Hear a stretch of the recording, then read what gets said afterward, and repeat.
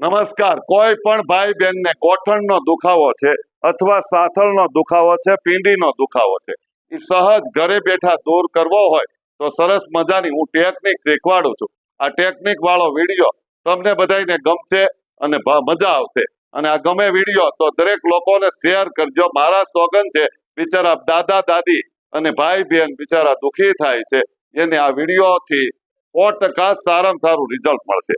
હવે આવી ચૂંદડીનું કપડું લેવાનું, સાડી, ટુવાલ, નેપકિન અથવા ચૂંદડી લેવાની છે. આ પકડો, બસ પગ ભેગા કરી દો.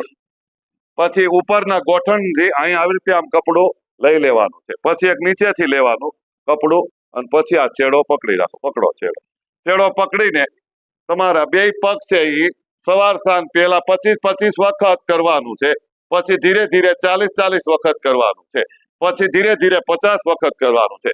તમે રોજ અઠવાડિયા સુધી 50 વખત જો આમ પગ હલાવશો એટલે તમે તમારા પગ તમને મુસાફરી આગળ કરાવશે, દોડી શકશો, હાલી શકશો એવા પગ થઈ જવાના છે. આનાથી લિક્વિડ આમાં બને છે અને શરીરનો પગનો દુખાવો બંધ કરી દે છે.